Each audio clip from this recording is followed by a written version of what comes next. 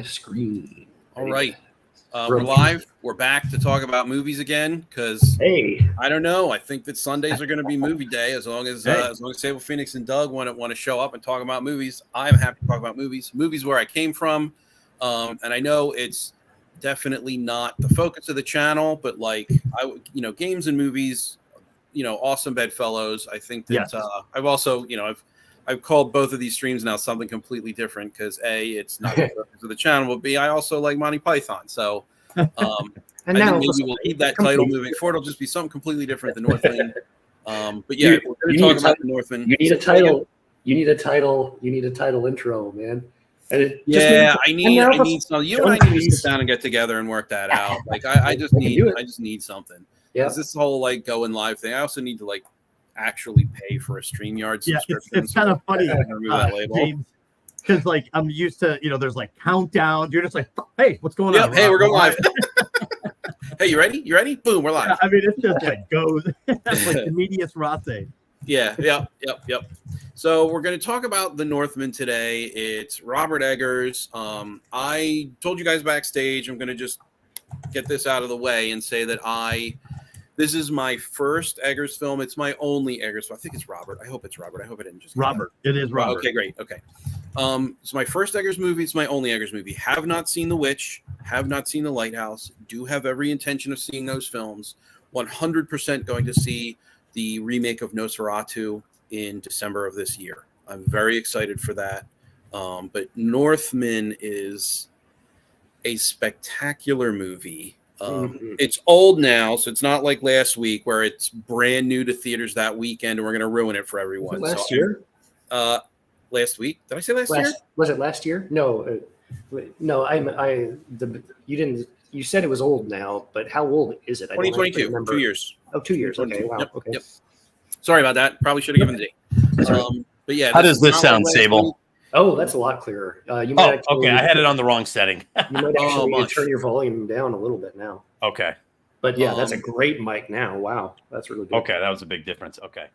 But we're not going to really buffet you with a bunch of spoiler warnings this time. Last time I was deathly afraid. This time it's in the title.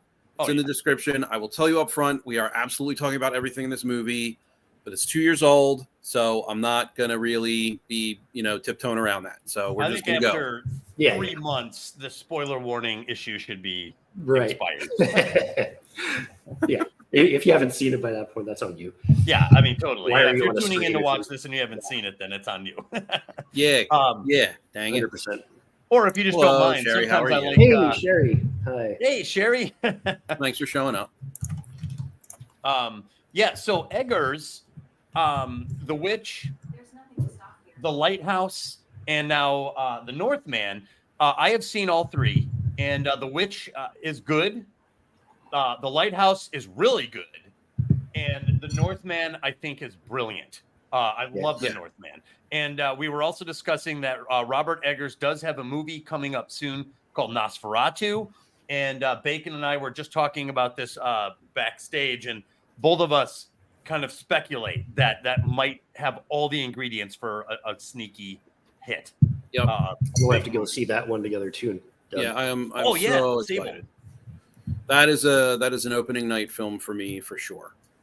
Just because of the history, the director, the faith that I have in his re-envisioning and the remake. But enough about all that. Let's talk about The Northman. I want to start off with theming because of how much trouble I give Heath over this. And last time we didn't start there. So the reason I want to start off with theming, and I think I'll want to do this moving forward, is because every or most movement within the film, so scenes, character interactions, decisions, should point toward the theme. That should be the guiding light the entire time through the movie. So I have a particular view of what I believe the theme is. If you guys want to share, I know this is kind of putting you on the spot. I didn't necessarily tell you that I was going to do this. So if you've got something great, if not, I'll just, issue what I think the theme is, and we can essentially try to point back to that in the conversation as we move forward. Okay. I say go for it. I have two thoughts. One, I'm pretty sure you're going to hit on right away. And then I do have one that I'll add if you don't. Okay, sure. Sable. So, do you want me to just go ahead and give you what mine is? Yes. Yeah. Okay. Go It's for going it. to be. It's going to generally fate is the theme, but there is a sub theme of acceptance of fate and denial of fate, but specifically denial of fate in the pursuit of material wealth. That's what I think the theme is here. Generally, it's fate, but then more specifically, it's going to be acceptance of versus denial of. Why specifically material wealth? Or I'll get into it. I got all kinds of stuff Fair. to get into on that. It is a Fair. very, I think that it's very well highlighted. But see, this is a film where Eggers, in his brilliance, uses the strengths of the medium to communicate information without belaboring a point and by trusting the audience. Now, here's the thing about that, though. I love that. This is very much a Danish story, very much intended for Danes and Icelandic individuals. So there are going to be things that, and you know, obviously, I'm not an Icelander, I'm not a Dane, so I can't tell you from their perspective culturally, but I do have familiarity with it. I do have familiarity with the subject matter. And so, don't you have like what 4 different languages that you can read? Well, maybe kind of, but not really. I used to be able to read Beowulf in 4 languages. I can only read it in modern English. Wow! Yeah, I used to be able to read it in Old English, and I think Swedish it was. Yeah, Swedish, Middle English. No, not Middle English. German. Let me start over. Old English, Modern English, German, Swedish. That does not mean I was fluent in those languages. It just meant that I knew pronunciation and could read them. So I could read it in 4 different languages. Yes, that is. Well, I don't think it's as impressive, but I appreciate the compliment. Thank you very much. I think it's an interesting one. I also took a very serious interest, based on my passion for Beowulf, in Norse myth, and there are a lot. Like, I really dove in, right? There are stories of Norse myth, but there are also the sagas, and there are a wide variety of different sagas, wide variety of different poems. And I really kind of just dove in. And I think as a result, that's where the focus of my commentary is going to be. So I'm really going to focus in on the symbology and the messages being communicated with regard to those cultural elements in the film, because the story that they help tell is much different to an audience who can interpret them than it is to someone who doesn't necessarily have exposure to that knowledge. But again, in his brilliance and in his efficacy as a director, he absolutely played both audiences 100% well. Wow, that's an interesting point. Because you don't need to know what the symbolism is to know what the act that the characters are performing to move the story forward. Totally. And like Sable always points out how I love archetypes. And so this movie speaks that language. Oh, good Lord, yes. The whole movie is one big archetype, I'll tell you. Yeah. I mean, so to your point, James, I don't need to know the Danish culture in order to sit back and get leveled by the film. Absolutely. I am witnessing, I think I've mentioned my theory that stories are fully articulated dreams. And so this movie is like, I'm in this dream. I know when to be horrified. I know when to be frightened. I know who I'm angry at. I know what is menacing. It feels like I'm in a dream. So I go through a wide range of reactions without, and I don't need the context. I need, all I need is to understand it at that primal level. And I do, so like, I think when you say it works well to both audiences, I think that's a great observation because of that archetypal baseline. Yep, I completely agree with you. I completely agree with everything that you just said. Yeah, it bowls you over, really. And the more I've watched this film, I watched it again last night in anticipation for this. I like it more and more and more. And that doesn't always happen these days. but this film is quickly aging well. Oh, It's growing on me even more than before. Yeah, I have it 4K, Blu-ray, and digitally. I don't even know if it was made into a DVD. If there was a collector's edition, I would own that. But it's go and see it. Just, if you're sitting here listening to us talk about it, gush over it, just go see it. It's an absolutely fantastic. Right. So one of the themes you said was fate. Yes. And I think that is, so that's not only subjectively correct. I think it's objectively correct. Oh, yes. I think it is objectively true. Yeah. The director actually discussed that at length.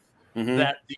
And they made a commitment to authenticity in this film in terms of the material world that they brought back to life. Yes. Like what would be there. Like they didn't wing it. They played it hard, almost like a purist. They built, I think, every building that appears in the film. It was built from the ground up. It's all, well, obviously there are some uses of CG in the film, but the structures are all 100% practical. Like you could go and walk among it. Yeah, they actually built the homestead. Oh, yeah. But they built both homesteads out, from the ground up in the way that they were built. They used they researched the type of wood that they used. I mean, Eggers was achingly aware of detail and wanted to get it as accurately as he could. He had like 4 separate experts on Nordic history. Well, part of his guiding thought in focusing on the authenticity, like undergirding the goal there, was fate. He's like, the people of this century, it's a harsh world, very harsh world, not only from the weather and the elements, but the warfare, especially, for men and women alike. And he's like, so fate he goes, and we don't always think this way today. But back then you had to resign yourself to some kind of fate. It was part of the belief system, because otherwise it would be an impossible reality to exist in. So the belief in fate became an existential part of reality for them. And that's why he's like, this has to be authentic. We have to believe materially in the world that they built for these sets, costume, everything, the mythology, which is having, all has to play a part in this idea of accepting your fate. So, James, I think you hit that nail right on the head. Yep. I agree, but of course I would. I'm the one who said it was fate. My turn. I am unsurprised to learn that was a focus of his, because it is everywhere in the film. So getting into the specifics of the first act, the king returns home, Ethan Hawke. I forget the name of the actual king, which is awful in the moment sitting here. It's a difficult name, actually. Let me just go and look it up. Yeah, I'll try to pull it up. Keep talking. Go ahead and keep talking, James. I'll pull it up for you. I'll phone you or something like that. Let me pull. Let's see. Yeah, it's let's see. Well, I will just keep talking then. So yeah. Horvindil. So Ethan Hawke is Horvindil. When I first saw him on screen, I was like, and this is a little bit of a distraction. I looked at him and I said, "That's Ethan Hawke." Right. Then he started speaking in a natural accent, and I was like, "No shot, that's Ethan Hawke. Who is that?" Because he did such an excellent job in that role. I think he crushed it. But that's aside the point. We can get to the actors. But that's a good point, because he was distracting at first. Yes. And I actually thought, my first thought was he is miscast, because he doesn't strike me as a Nordic king. But that like you said, it quickly melts. went away. It absolutely melts away. Yep. Went out the window. Yeah, I agree. On the first shot, we see ocean, we see the boats returning, we see the town or the village on the cliffs that they're sailing toward, and then, well, I guess first shot is technically the volcano. So first shot's the volcano. But I think it's also important to mention, and Sable, you mentioned this backstage right before we went on. It opens with an eerie wail of a Nordic horn, and that just sets the tone like immediately. It's this distant horn blowing, and then the camera shifts onto this the volcano, and right away you're in a cold, harsh world. And let's even make sure to mention that too, because even the instruments that they used for the score are historically accurate. They are Nordic instruments from that time period. So the sounds you're hearing are the way that their music would have been to them at that time. And it is fantastic. Or at least, I mean, we don't know how they were. We don't know their composition, of course, their composition style necessarily, but at least for the like, it's like if you think about, so there are two influences that came to my mind. Thanks for showing up, Heath. Sorry. Hey, Heath, nice to see you. There are two influences that came to my mind about the score. And the first one, just based on its sound and style, was The Witcher 3 Wild Hunt, especially the parts where Geralt is interacting with the ladies of the wood, the three crones in the bog, right? Which three crones, Norns. One of them, I think, is even called the Weaver. So there's definitely, and the film goes east before it goes back to Iceland as well, which we can talk about later too. So there's definitely that Eastern European Slavic influence to it as well. Yeah. Well, you had mentioned that you definitely wanted to talk about, like, I think it was cinematography, and I maybe I'm misremembering, but I think you also said, oh man, yeah, I have so much to say about how he shoots his shots, how he blocks his shots, how he moves the camera. Yes.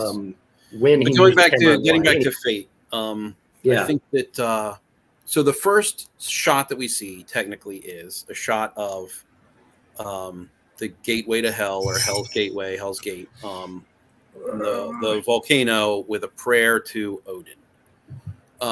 That's an extremely significant thing within the culture. If you are praying to Odin, if you're asking something from him, then essentially what you're doing is surrendering your life in service to that.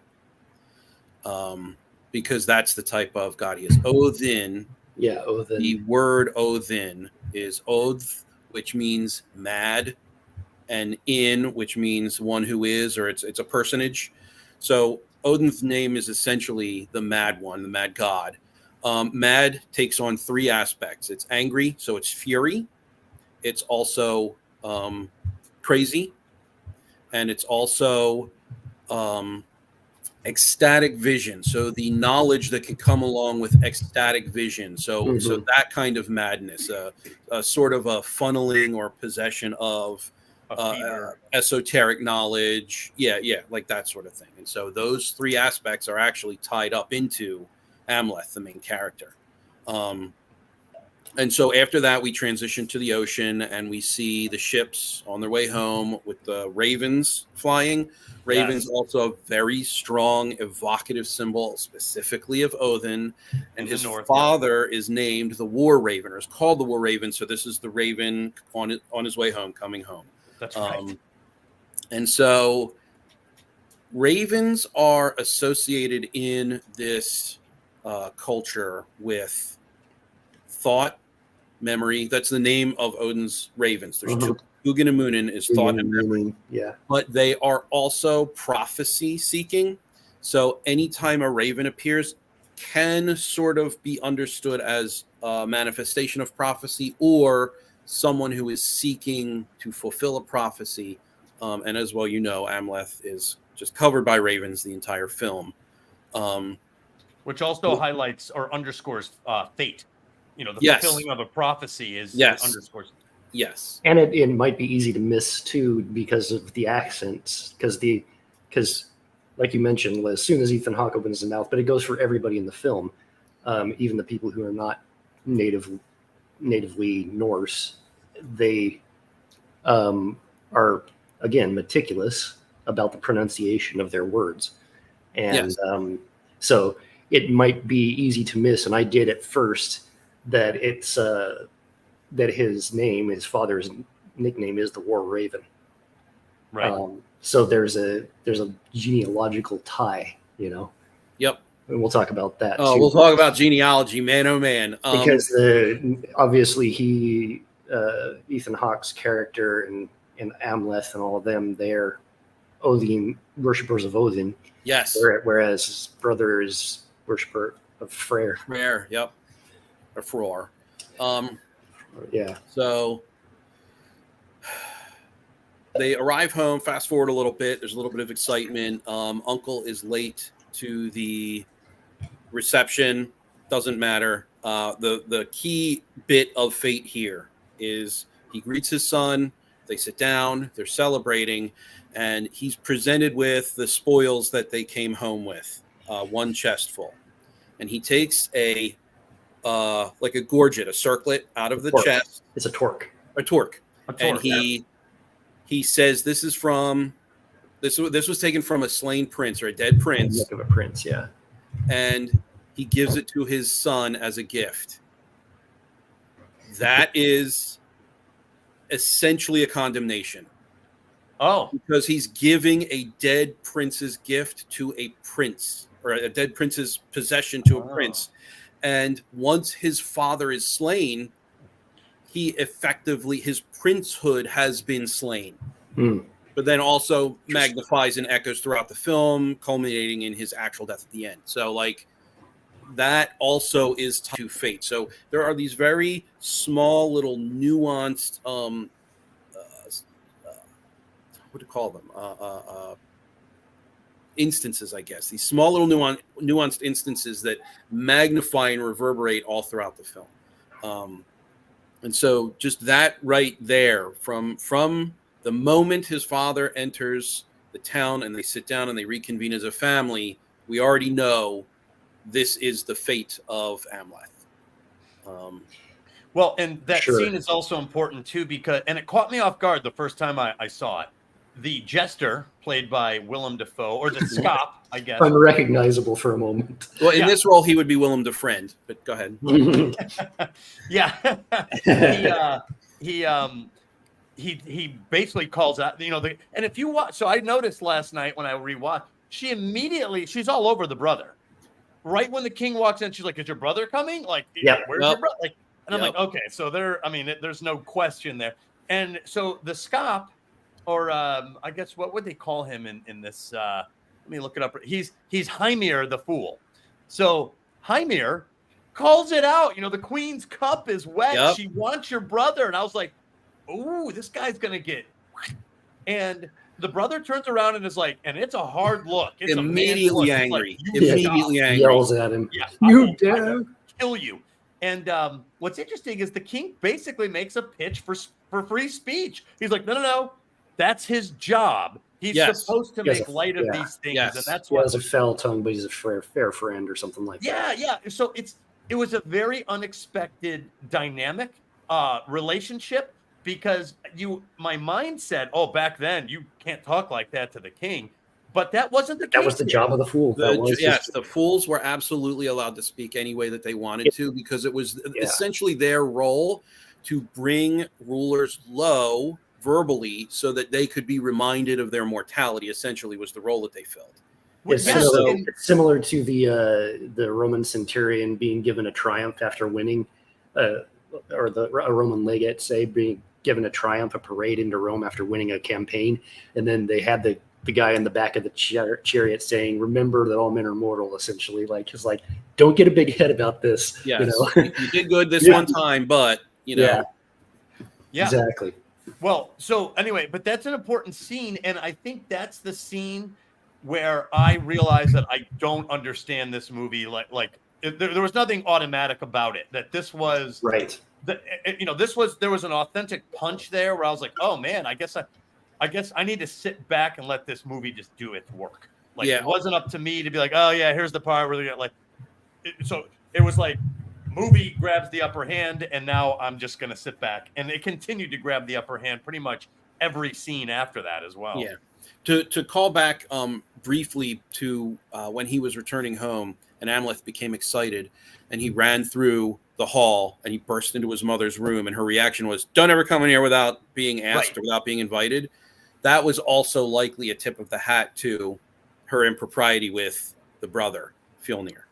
Okay. Oh yeah. And then she's all over him. Where is he? Is he going to be here? And then he defends her honor by getting mad at the fool, right? Hamlet what's his name? What'd you say his name was? His name is Hymir the Fool. Hymir. Okay. Yeah, you'd think I never watched the movie for not being able to remember these names. I mean, well, they're Norse names. They're not. They're not easy names, dude. It's like Amleth is easy, Olga is easy, Fjolnir is kind of easy, but after that, it's like maybe not.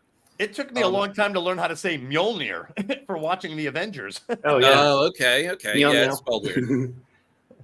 And then, after that, we get into his admission to his wife that his life was almost ended, that he does have a mortal wound, and that he almost was unable to pass succession to Amleth because there's a ritual that needed to take place. Right. Sable, you said you want to say something. Yeah, because we're charging ahead here. We are charging ahead, but it's because I'm being very sensitive to Doug's heart out. Okay. Okay. Yeah. If there's something that I skip, please just rewind and we'll go over. Yeah, if we can rewind a bit. Yeah, go for it. Because I want to highlight the filmmaking techniques that Eggert's using, both as a storyteller and just as a craftsman. Sure thing. Awesome. Because here's the other thing that I kept flashing back to was how deliberate the presentation of every shot in this film is. It's at the level of John Ford's The Searchers, in my opinion. Oh, which is great. It's very much so. In my opinion, John Ford made, and I went. It was just out of curiosity. I went and started looking around, and that film had no Academy Award nominations, even, which is a criminal shame. That's amazing. I know. The Searchers is, in my opinion, John Wayne's best film. A lot of people agree with you on that. And Stagecoach is another or a John Ford film that great. Yeah, no, John Ford was one of these guys who was a kind of like Kubrick. He was the guy who deliberately set up every shot in his film to mean something, and Eggert, I can tell, is doing the same thing here. And he also does something which is a very powerful storytelling technique, in my opinion, and it's telling the audience exactly what's going to happen at the end of the story, and then delivering the journey on how you get there, which he's doing through this entire opening thing. Like, you guys are talking about the interactions between the characters and where's your brother, and the fool coming up and saying, the queen's desires your brother, and yada yada, and all of that is true, and he's outright. But first shot, what's the first shot? Volcano of the film. Yeah, the volcano. First shot of the volcano. Film. Like we hear the sounds, which is the start of a score.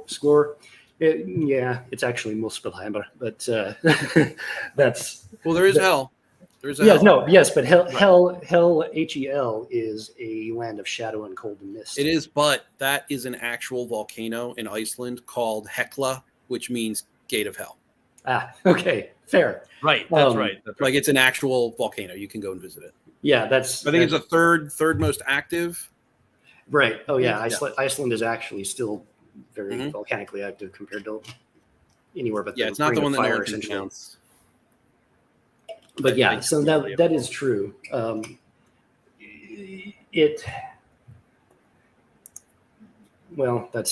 be getting into the history of the film too, because this is pre-Christian influence. Well, the only reason I slide that in there as that it's called the Gate of Hell, Hekla, because it comes up very strongly later and very importantly in the symbology.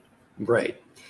So, but we'll get into that in a bit. But also, right from the beginning, one of the things that struck me after I first watched the film and was thinking back on it is how centered everything is. If you look at the way he blocks in his shots, very, very few of the shots in the film have have the subject not dead center in the middle third of the frame. And this goes from, once again, the very first shot of the film. Bam, cut to, like, from black, a hard cut to the volcano erupting, and it's dead center in the middle of the frame. And then we cut from that to black in the title, and then we cut to gray sea, and the raven flies into frame and stops and it's still flying, but you can tell it's flying into a strong headwind, or flying with a strong wind, right? So apparently the camera's going along with it, but it's dead center in the middle of the frame. And then the other thing that he does is all of his camera movements are very deliberate, and it's rare that he does more than one camera movement at a time. Like we'll do a dolly in or out, or we'll do a pan, or we'll do a truck, but it's one after the other after the other. It's step by step, right? And they are I could not find a fast camera movement in the entire film. And I think what he's doing is going and leaning through his actual direction of the film into that sense of fate. Like, everything that happens is just gonna happen the way it is, and you can't change it, kind of a thing. So that's an extreme insight. I quite like that. You'll see this with the very first movement. The raven flies into the middle. He flies into the middle of the frame, and he'll do this all the time too. The camera will be static, and the subject will walk into frame from off frame, and then it will walk into the center of the frame. And then if it keeps moving, the camera will then start moving with it. So almost like, since the filmmaker understands how fate will unravel, he's already set up his camera shot. Yes, 100%. This has to be deliberate, in my opinion. There's a lot of direction given that speaks to the slow, methodical deliberateness of the actions that are taken by the characters, specifically to highlight the fatalistic nature of the theme. Because, like, when and this is fast forwarding miles, but we'll rewind, we'll get back there. But when we first get to the Russian settlement, or Rus settlement, and the raid begins and they climb the wall, it is so incredibly slow. He jumps, he hits the guy off the horse, he continues forward, he blocks the guy who's coming at him from behind the corner, he takes him out, he moves forward. And when he takes the guy out, it's not fast at all. Like, there's a lot of commotion, there's a lot of chaos, there's a lot of quickness in the background, but Amleth is entirely slowed down, and he puts his sword against the guy, takes one step and brings him with him, takes another step, brings him with him, and then cuts his neck. It's like, it's very, very slow paced to demonstrate the deliberateness with which these events are taking place. And I have a thought on that. So first off, that scene is effing incredible. Oh, good Lord, yes. Unbelievable. It's a wonder. Okay. That's what's called a oneer, by the way. And this film they did it one take, yeah. And this film is full of oneers. It's one continuous take. Most of the time, if he's gonna be moving the camera in more than one direction throughout a shot, it's a oneer. Just about. So that sequence, when I was in the theater watching this the first time, so obviously they sneak up, they have the wolf hides, and you can see the fortress. It's a wooden fort, kind of in the near distance. It's not that far away. They're spotted. You can hear the guy in the thing, and the guy throws a spear, and Amleth catches it and returns fire, grabs the spear and throws it back and kills the guy. And then they kind of like, scream and yell and howl, and then they start running in. But you're right. It's not like a feverish sprint.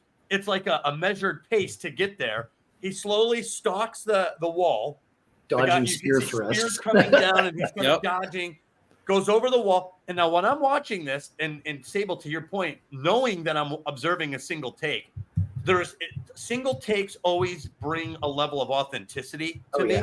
For sure. The illusion of camera work is removed from the sequence. Because that's how life happens. Life happens in one take. Yes, in one take. Oh man, it goes all the way. It goes all the way from behind and with and above the berserkers through that whole sequence that you talked about, and then it doesn't. And that's all a wonder as it rotates around them, then follows them, and it pans to follow them running past to the walls. Then it elevates over the wall with them. Over the wall. And it doesn't cut until Amleth jumps off the wall to clothesline the guy riding past on the horse. And then it goes and do another oneer. Well, one after the other. So while I was at the theater, he goes over the wall, yeah. jumps down on the horse, and then there's this scene where he just suddenly turns toward the camera and he just starts walking with that slow pace you're talking about. When I was in the theater, I was like, holy shit. Like, it captured for me, and this is very rare, a sense of medieval futility in dealing with this guy. If I had to defend this fort, and this guy's I felt terrified. Like as a moviegoer, I was like, oh man, like a Viking is coming at me. And it really hit home for me. And upon subsequent viewings, at the end, when he's revealing himself as I'm here to kill you, he adopts that same walk down the hill toward the village, and I'm like, oh man, that means this guy means business. when he adopts that methodical pace. Completely agree. And to speak again toward the theme of fate, you'll notice that he has a deadly stoicism. The whole time he's marauding. So he's dodging the spears and there's no reaction. There's a guy firing arrows at us in this oneer. Toward the end of the oneer, he's firing the arrows and he's just dodging out of the way of the arrows. As soon as they are spotted, he catches the spear and throws it back. There's a line spoken earlier, so we can rewind now to the ritual that takes place where they're sort of pantomiming being wolves, him and his father. Yeah. Oh, There's a line spoken, live without fear, because the Norns they've already decided when you're going to die. And that is a very, very essential part to their lives, but it's also a very central part to the demeanor of Amleth during the entire film. He is completely and entirely without fear. And that also, that fatalism translates to things like, there's no way those guards didn't see him. He was in plain view, right? It's fate. The guards didn't see him because he was not fated to be seen. And so it's this very methodical sort of scripting that A, makes the movie seem dreamlike, but B, really, really effectively uses the strengths of the visuals of film to communicate the theme overall. But going back to the ritual of the wolves, this is the second animal that he's going to become associated with. So first it's the raven, because he's the son of the war raven. Father. Then he pantomimes being a wolf.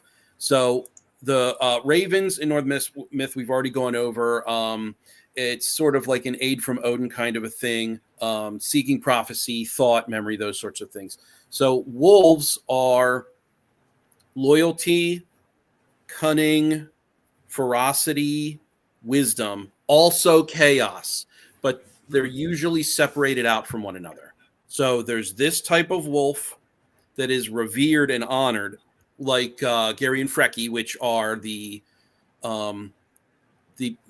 they're the wolves of Odin, but they are also the ideal to which the Ulfhednar, or they're called berserkers in the movie, but they're actually really Ulfhednar. So the Ulfhednar aspire to that type of wolfhoodness. Meanwhile, say again. There's also Garm.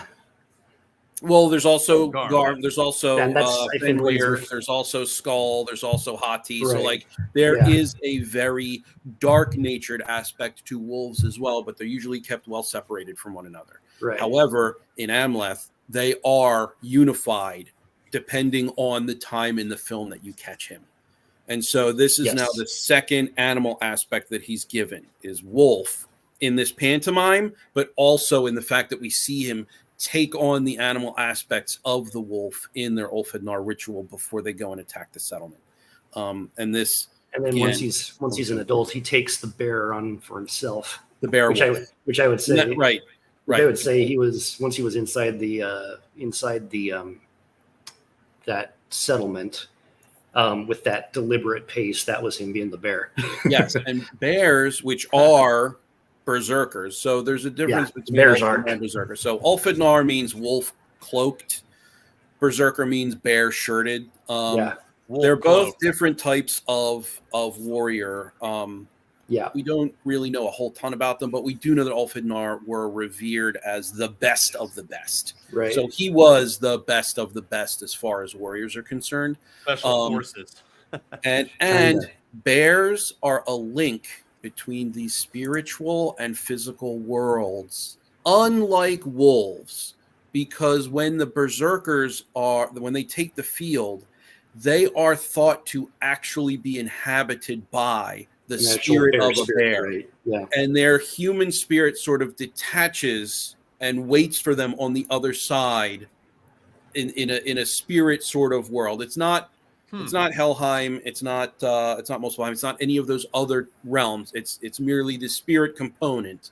And so that is now a third animal that he's being associated with is the bear. So we have ravens and wolves. Ravens, all of the most important animals to the Norse. Right. Ravens and wolves are connected indelibly with Odin. Bears, a little bit more broad, a little bit more naturalistic. So they're more of a shamanistic sort of aspect to Norse culture, ancient Norse culture, I should say. But they're also well revered. There are bear claw effigies that have been found in archaeological digs. So certain families would, take the bear as their patron or totem. And I believe there are some temples, but there have been effigies like bear paws and small little carvings to bears, and it is in. Gosh, let me think about this.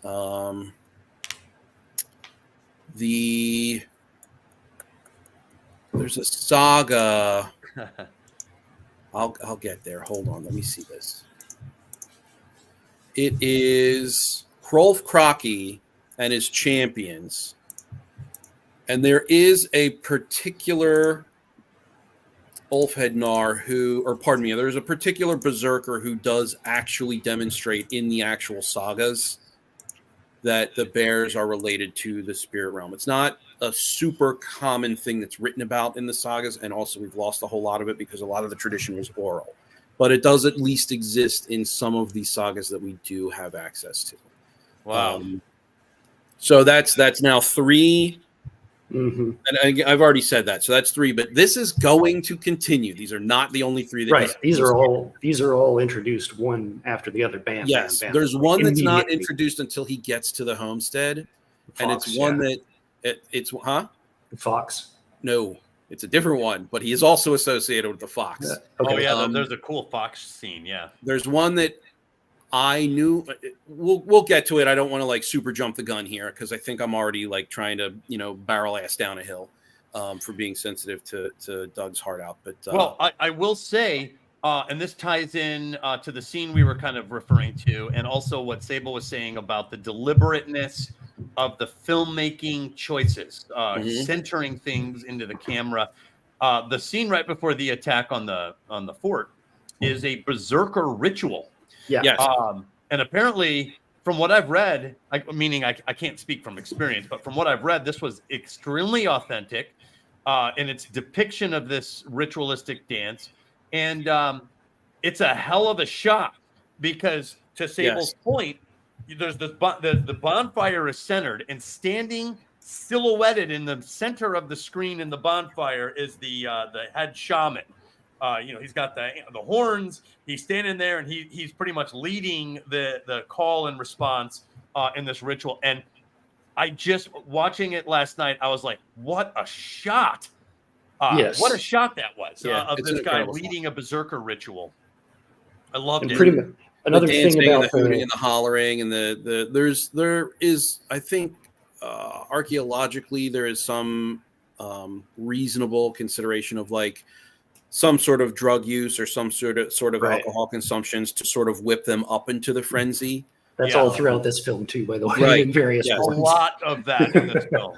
Yeah, which really aids its dream-likeness. Yes. So sometimes Sometimes it's the violence that induces it. Sometimes it's drugs. Sometimes it's alcohol, but or combat. But it is very. Sometimes it's just destruction in general.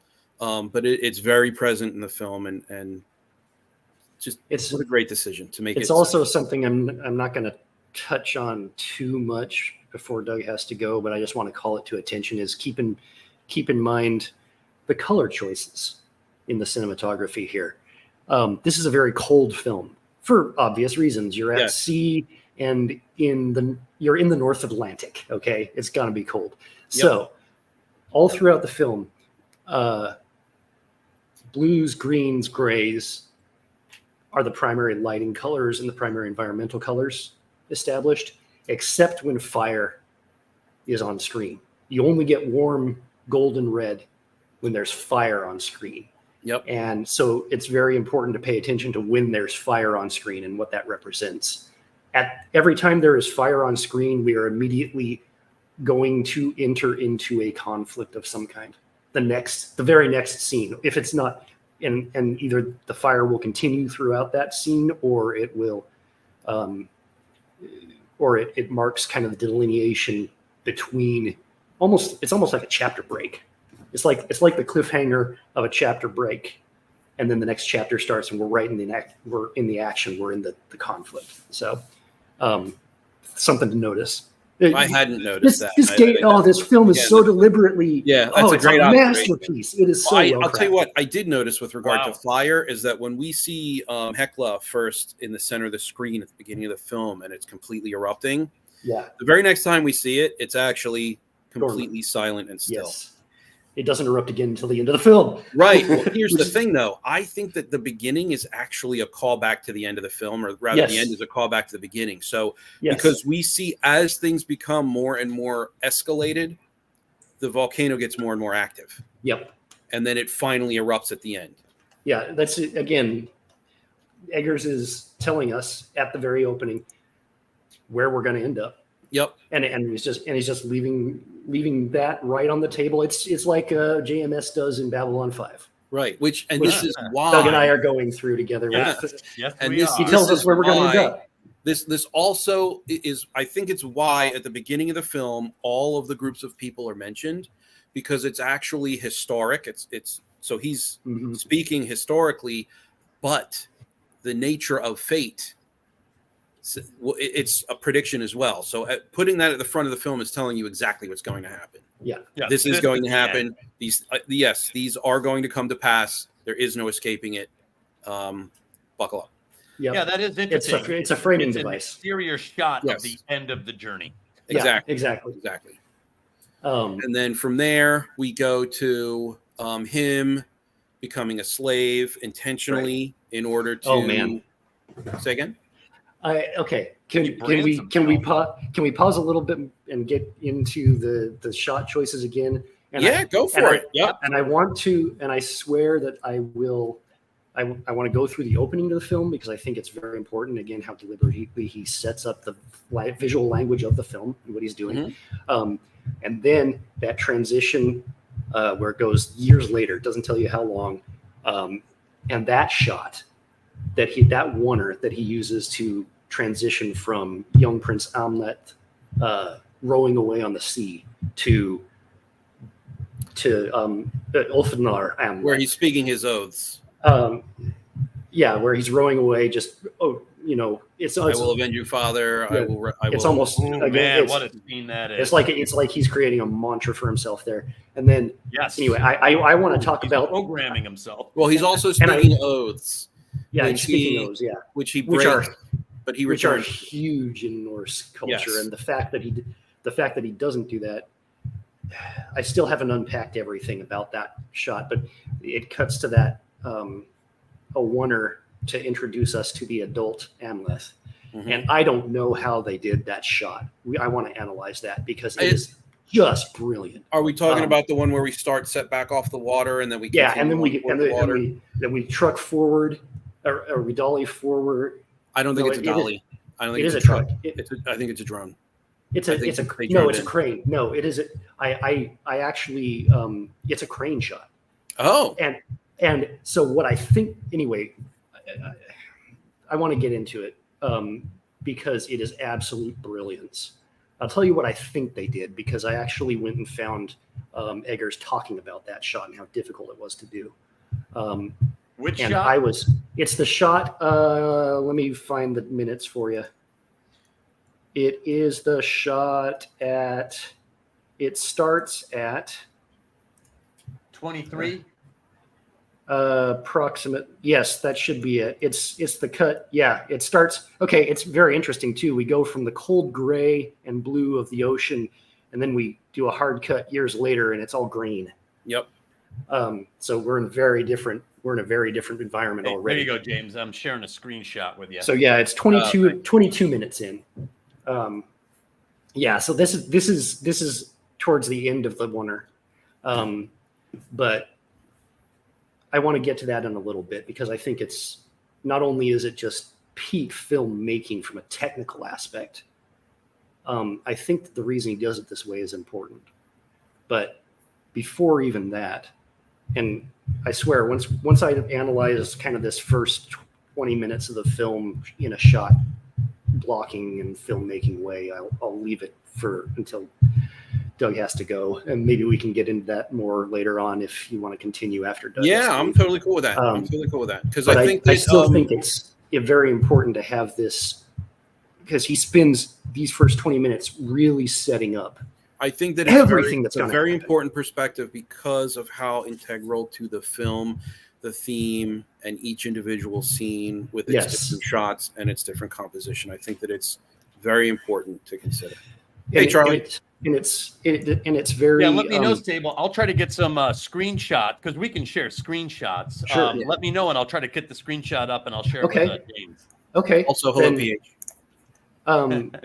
So the like the shot blocking and the shot and the camera movements, all the shots are blocked dead center all the way up in the opening, all the way up until let's say 4 minutes in. When he come, okay, here we go. 4 minutes in? Yeah. So let's say 4 minutes in on this film here, when the War Raven King comes in. Okay, forward it a little bit further. It'd be like 4:06 is what I'm looking at on mine. Because everything's dead center, and the subject of the shot has been dead center this entire time, except for briefly when Fjolnir. I mean, it's dead center on Fjolnir following him up, and then the camera rotates. The camera pans along with him, and for a moment he stops and totally obscures the right third of the frame while it's centered on the very distant figure of the King War Raven entering into his stronghold. And then he crosses the frame and wipes the king from existence and crosses the frame, leading the slaves off to the left. There's also a hunting bird there, which is a predator entering. Oh, well, yeah. Okay, and then eclipsing the king. So that's actually also very excellent. And it's on the right hand side. Yeah, very excellent. There's visual links between those. I wasn't even going to touch that, but good pickup, Bacon. But if you back up a little bit further, when the king is standing on the right side of the frame, right third of the frame, and the queen is standing and the prince are standing on the left third of the frame, and the center of the frame is nothing. I mean, there's the guys in the background. But so what he does is he walks in, he stops, and the center of the frame is empty. They do not enter the center of the frame, unlike every other shot up to this point. And then he holds his hand out into the center of the frame. She leans into it, kisses the ring, and steps back out. And there is a gulf between them. There's the already. Yeah, this is too far forward. It is? Yeah, just use the arrow keys and you can kind of bump back and. I'm just gonna pull that off the stage. That's fine. We can put it back up. Okay. But he is already in the visual language of the film indicating that these two, there's no closeness, there's no warmth between the two of them, right? And then the prince steps into the center of the frame when he greets his father. And he stays in the center of the frame until the king steps into the center of the frame, picks him up, turns and faces away from the queen, sets him down, and is looming over the center of the camera in shadow. He takes over the entire center of the frame, and she's not even in there, which is genius directing, emphasizing the nature of that family's relationship, all with each other, just in that one little shot. Yep. Seconds. It happens in seconds. It happens in less than 60 seconds. Let me see. Let's see how far it happens.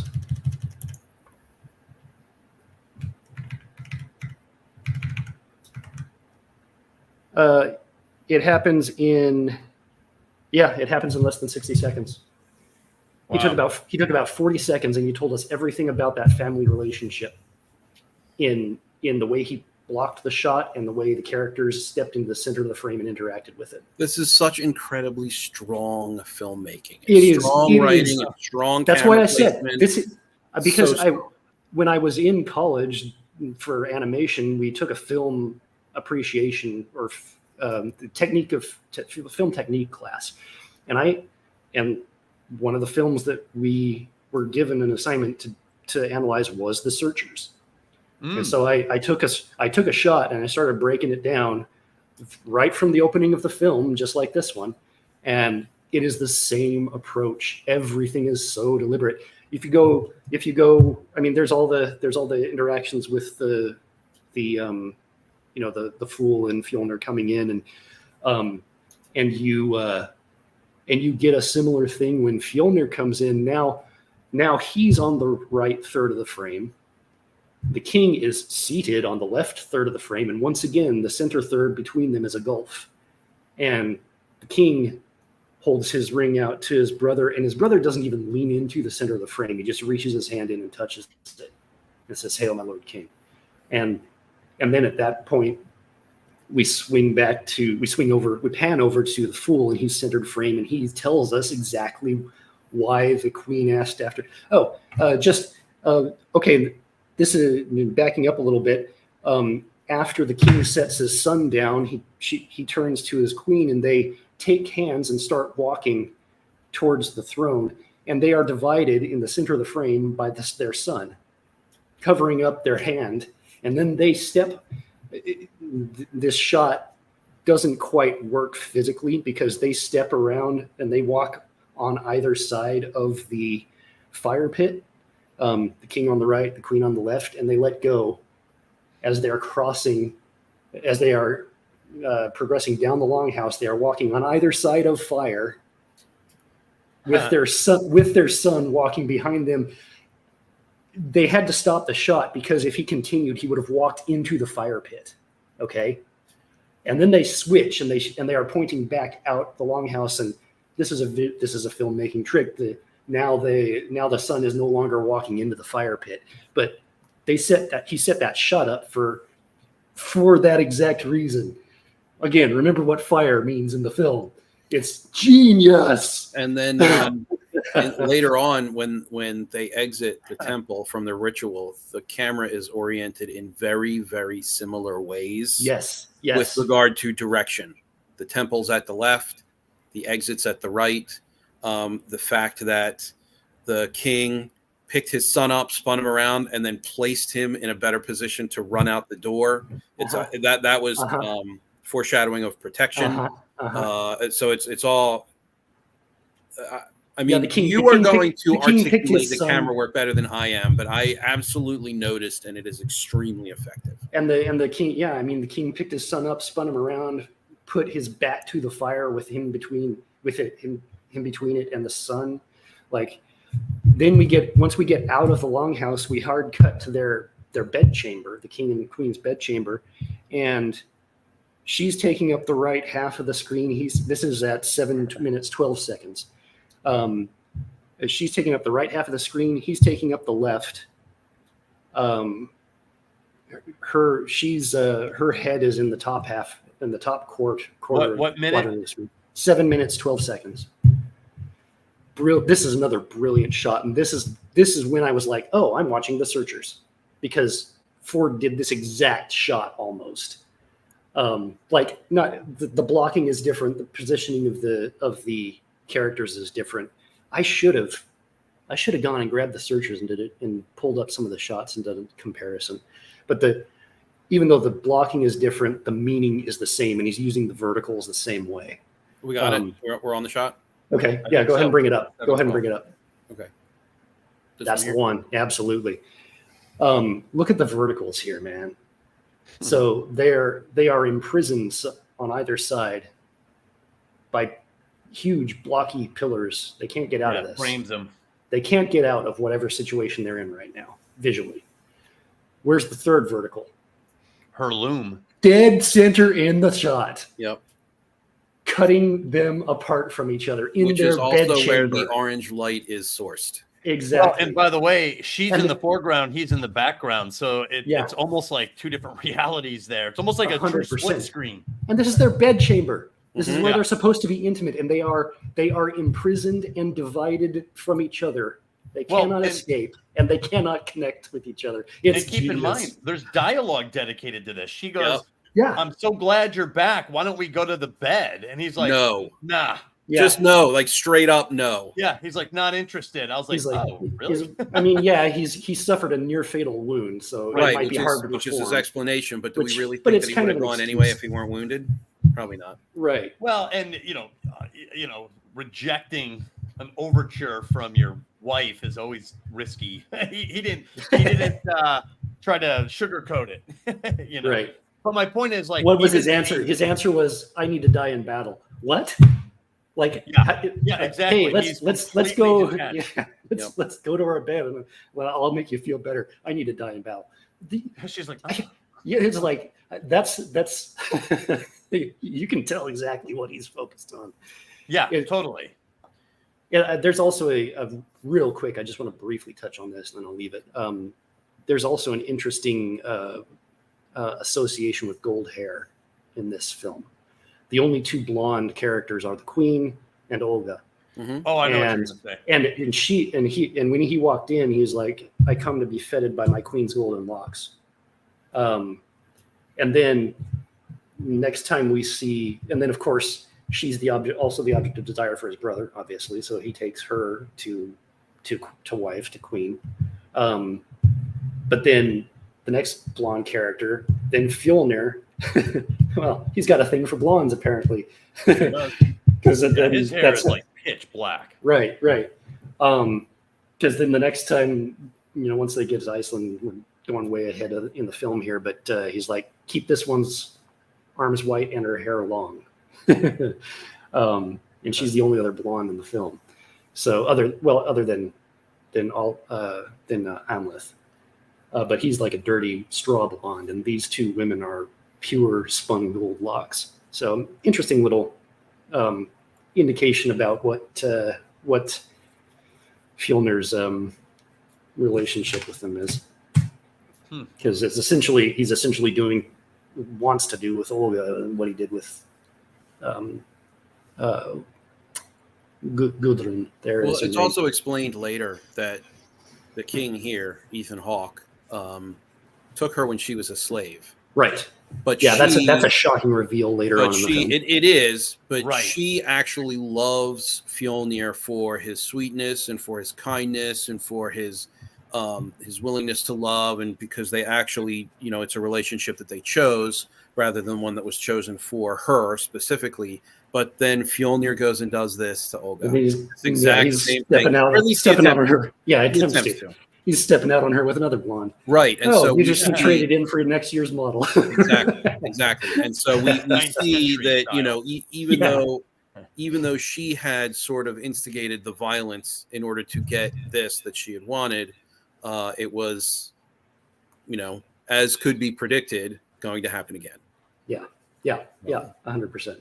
Well, and I think anyway, that, you were talking about theme. And I think, obviously vengeance is an obvious theme in this, but also he has it all wrong. He misreads the events. He misunderstands everything that's happening. And there's that great scene when he finally enters his mother's chamber later, and she recontextualizes everything. Well, this is He again enters his mother's chambers without being invited and surprises her. So this is a very, very famous, very, just a profound thinker of a filmmaker once said that it's like poetry; they rhyme. It's actually evident all throughout the film. This happens. And again, this sort of cyclical nature of fate and how you start where you end and you end where you start. It all also speaks back to that theme. And the first time she turns and she's about to strike him physically, the second time she does strike him emotionally. Oh yeah. Yes. Well, but right. So what's crazy and is the third time at the very end of the film, she strikes him physically. Yeah. Rewatching this last night though, too, it's interesting to see the progression of that simple program, right? You know, I will avenge my father, I will save my mother, I will kill my uncle, basically. That's the program. And you see early on that this becomes almost an unnecessary or something that should be revisited. They're like, he's like, yeah, he killed my dad and took over the kingdom. And they're like, oh, that kingdom's done. They got conquered. He's now just a farmhand. And it's like, so that was a disastrous move, even for my uncle. Yeah. And he's barely. So it's like, oh, okay. So already you get a sense that this is unraveling, and yet he proceeds, right? That's the whole point of this, is that he continues to press this program that he set for himself, and it becomes less and less relevant to reality. Yeah. Even to the point that his mom is like, I did this. Your dad was a war criminal, a-hole that no one liked. This was for love. And I designed it. I wasn't crying and screaming. I was laughing at the death of your father. It's like, ho! All of this was for naught. All of this was misread. None of this made any sense. And what does he do? He continues forward. Doubles down on it. He does not change because he is an agent of fate, essentially, throughout the film. He is an agent of Odin. He is an agent of fate, and he is resigned to his fate. And the fact that he was speaking that oath so repetitively in the beginning binds his fate up. Also, previously in the ritual, when they were pantomiming being wolves, him and his father, not the Ulfhednar, they went through a series of statements and a series of questions, and they asked him, will you avenge your father? And he says, yes, he will avenge his father. And so this is before there was even any expectation of his death, really. Although you could easily argue, he did have a win. You could easily argue that Willem Dafoe's Medicine Man character was being a prophet in that moment. He's like, hey,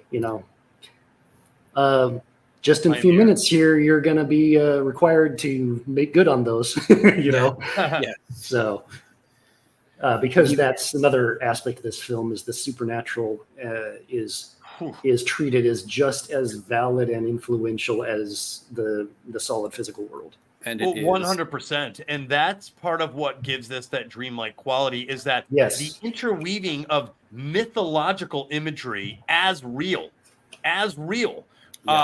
Consistently over and over again through the film as it goes, it just and we, the viewer, start to treat it as real. It's unbelievable. And that's what I mean by the primal storytelling. The archetypal primal storytelling is so powerful in this. I actually get emotional now at the end when they're riding into Valhalla, when the Valkyrie is riding into Valhalla, because it's like, and the music is matching the hoofbeats.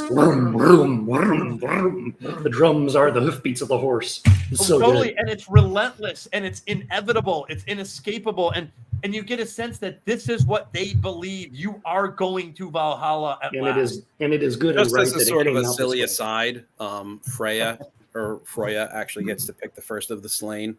So if he's the one being ridden away on a Valkyrie from that battle first, then he's going to Folkvanger, not Valhalla. But that's a silly little gotcha kind of factoid. It's not. He does go to Valhalla. That's what happens in the film. They did play a little. Odin. You're right. They did play a little fast and loose with some of the mythology. But that's okay. But it's okay. So much else is so buttoned up. Right.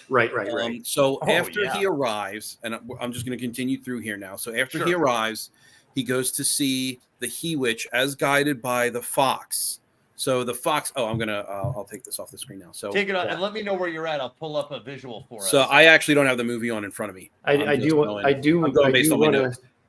want to interrupt you, but I do also, like I said, I want to touch on, and this is the last shot that I'll analyze in depth. Oh, I missed it. You said you want to do that. Sure. That's fine. Go ahead.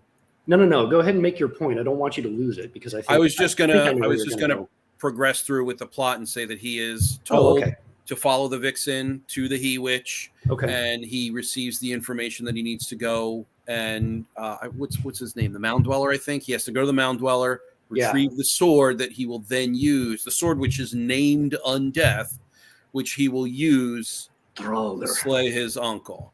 And the fox is going to be another animal that is associated with him, but not embodied by him. So the fox, there's not a whole lot of information with regard to foxes and ancient Norse belief.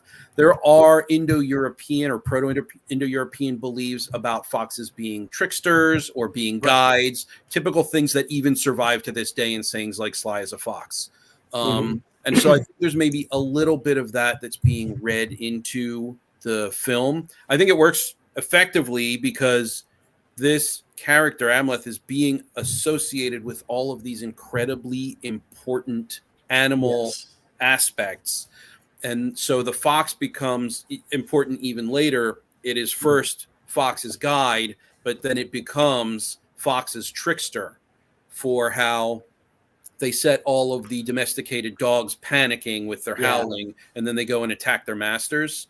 And that it's a distraction and it's an attack, and it's, he's creating that nightmare for Fjolnir. So good. So you wanted to line up a shot, right? Yeah. Okay, go ahead. You can go ahead and do that. So we had at 2150 is the final shot of the intro, I guess you could say, the prologue, if you will, almost, where young Amleth is repeating his mantra of oaths and rowing out to sea. At 22 minutes dead on, we cut to black, and that's the transition from then to now. And then we open up on that shot in the land of the Rus, which is actually not Russians. These were the Rus were actually Nordic peoples who migrated into Eastern Europe and settled along the Black Sea, and so the Balkan states and what is now Ukraine. The Kievan Rus were the ones who established Ukraine. Yeah, there's a long history with the Byzantine Empire and the Rus. Absolutely, and they mentioned it's almost a throwaway line, but they mentioned that in this film. It's like these ones go to wherever, and then these go to Byzantium, and then these are going to go off to Iceland for the slaves. But anyway, we at 22 minutes and 20 seconds, we cut back into modern day, and look again at the blocking of the shot. Right third filled, left third filled, center third open view. We're transitioning. We're a portal into another world at this point. And there's something voyeuristic about the shot, right? Because you're seeing something from afar. And the one longship goes across. Yep. And then the next the motion starts, and the camera previously had been dead still as Amleth throws away from it, right? And he was dead center in the shot. We transition to another world. And now the camera starts following Amleth. We start trucking forward, and this is a crane shot. He's Eggers said that this was a crane shot. So I'm assuming that back up a little more. Back up. Back up. Just arrow it back like a couple of times maybe. I don't with have the arrow a keys. little arrow. I gotta kind of do this manually. Oh, you don't have a keyboard arrow key? I'm talking about the keyboard arrow keys. You can just arrow back and forth. That don't work. Oh, really? Okay. All right. Never mind. Don't worry about it. He can't scrub. He can't scrub. That's okay. But I'll just describe what happens for the shot. Is that as the first longship goes out of frame, out of the center of the frame, Right. the camera now starts following Amleth, even though he's not in the shot anymore. Right. So it starts trucking in, and then the second longship comes into the foreground across. The camera goes out into the water over the over the longship, and seamlessly they had to have put the cameraman into the boat somehow, so he was on the crane and then gets off the crane into the boat and seamlessly pans to the right. And now Doug, I think you can just let it play. This is fair use. We're talking over it, and I'm not monetized anyway, so what are we gonna do? Yeah, so go ahead and back it up a little bit then, and I'll just, because this shot is so genius. Okay, there we go. Right here. That's good. Yeah, perfect. And no, just keep the sound dead so that way we're not infringing. So we're just, the camera is still dead still. And by the way, there are no Dutch angles in this film at all. The camera is always exactly level. And here we start now following, because right in the center of the frame had been Amleth rowing away, and now we start following him. And we are now transitioning into Amleth's life. And then it goes out of frame, and then it seamlessly turns, and boom, now we're in the boat along with him, and it's now starting to truck slowly towards Amleth. This guy is a stuntman, is sitting in front of Prince Amleth. He had to, as soon as he went out of frame, he tilted, he threw himself off the bench, way down in the middle of the boat. So the cameraman steps in and sits down where he had been and puts his camera right in the face of Alexander Skarsgård here. And this is obviously a repeat. And then we have another seamless turn, and we see now what they're doing. Oh, it's a raid. And then we turn back. Oh, this camera work, man. And that's the end of the wonder right there. You can go ahead and stop it.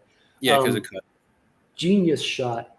I'm not sure how they transitioned off the crane into the boat, or if they somehow had. They must have had the guy sitting on the crane. There had to have been a handoff of some sort. We didn't see them on the boat during the water, so there had to have been a handoff. There had to have been some kind which of. Which is like, how do you rig that? That's so absolutely. Maybe there was a guy on the crane, and he literally gave the camera off to somebody in the boat, and they just kind of yoinked it and kept the shot going with no shaky cam, absolutely seamless. And it would have to be like, you're over water, right? Right. You can't risk that. He said that one shot took him like 3 or 4 days. Oh wow! On that, just they had to figure out the logistics, right? Oh yeah, because it's like choreographing a fight scene, except the fighter is the camera. And everyone's on standby, and they're just waiting around to do the shot until they figure out exactly how they're going to do it. They run it a couple times over dry land to make sure that no one messes up and damages or loses a camera in the water.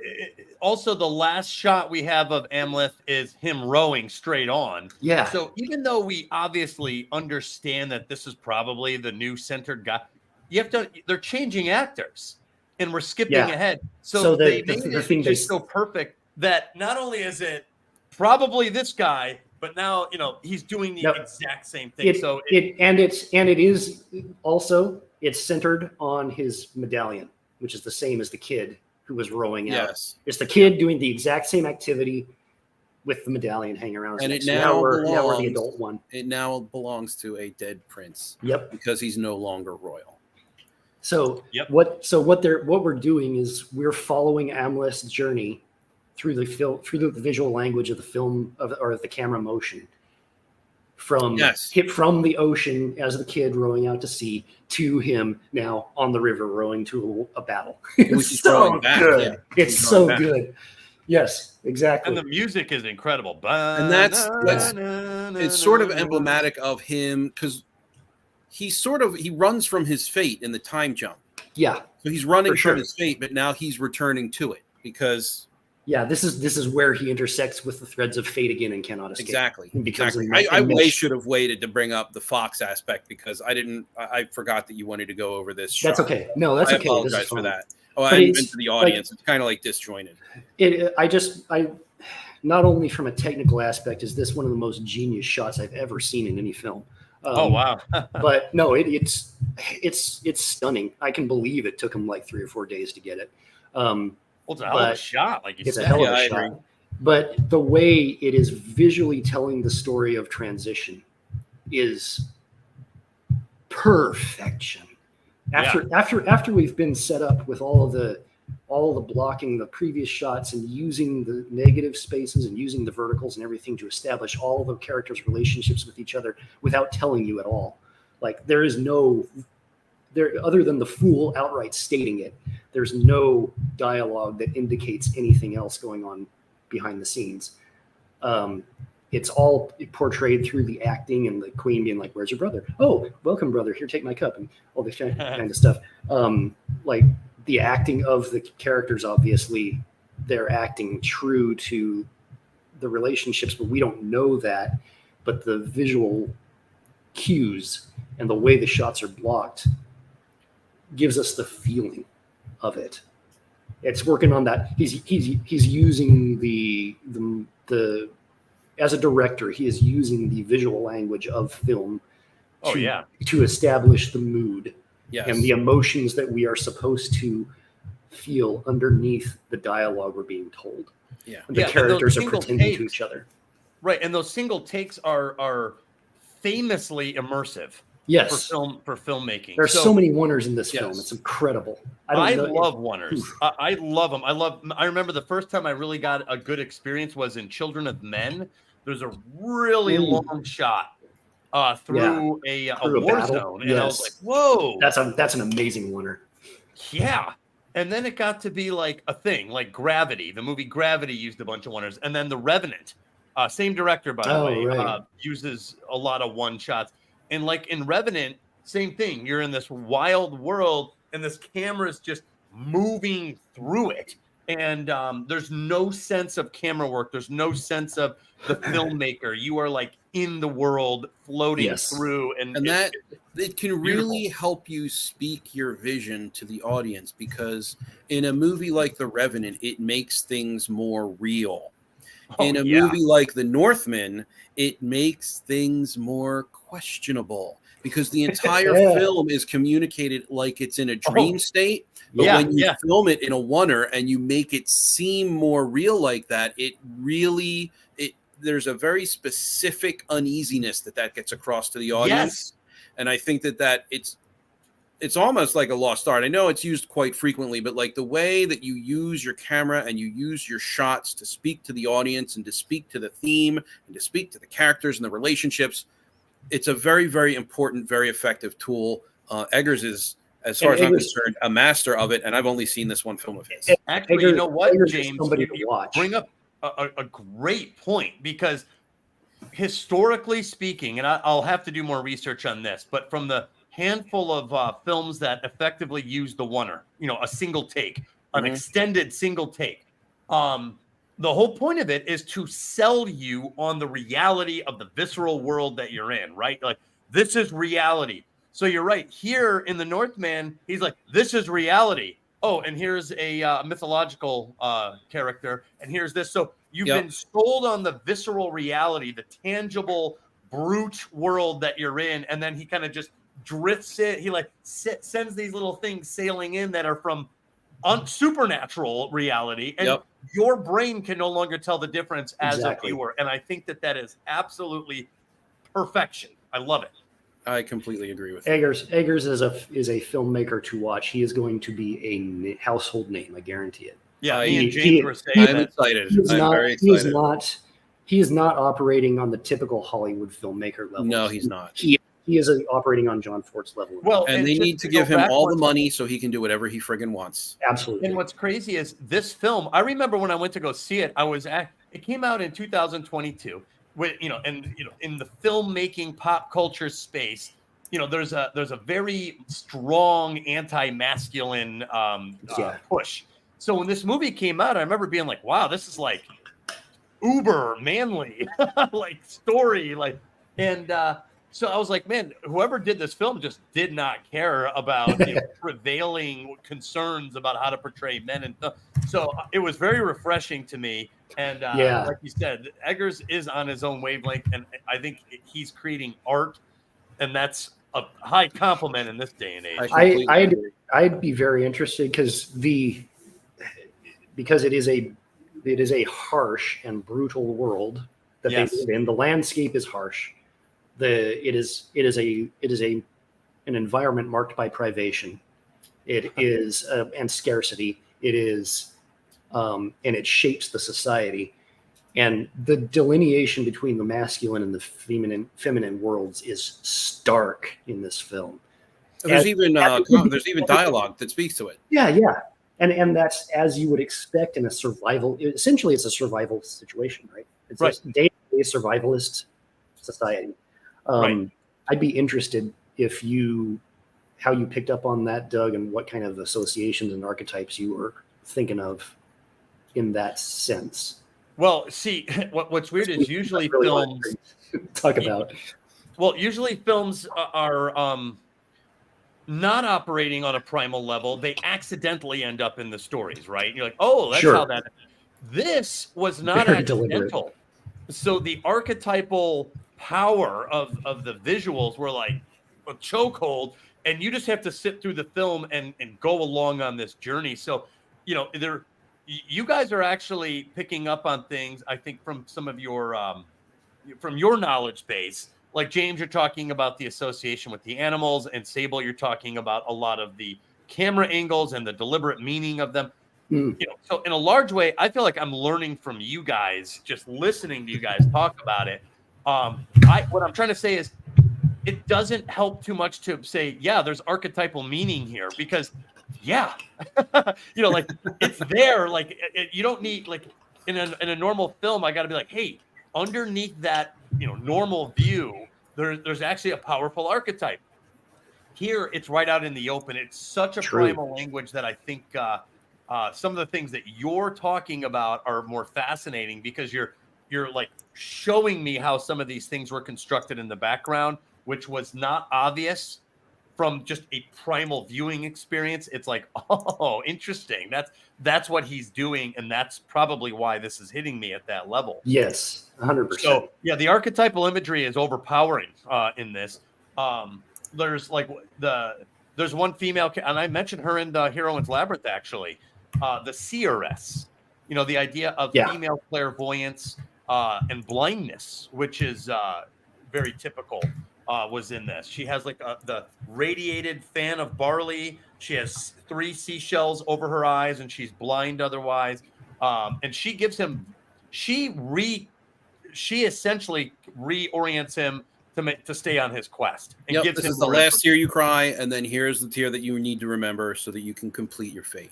Which was prophesized by Bjork, by the way. That's serious. That was Bjork. Yeah, I didn't know that until I saw Bjork. That's right. The credits of the film. I was like, Bjork. I immediately ID'd her. I was like, oh, I know who that is. I was like, I didn't your even point, James. The idea of fate. What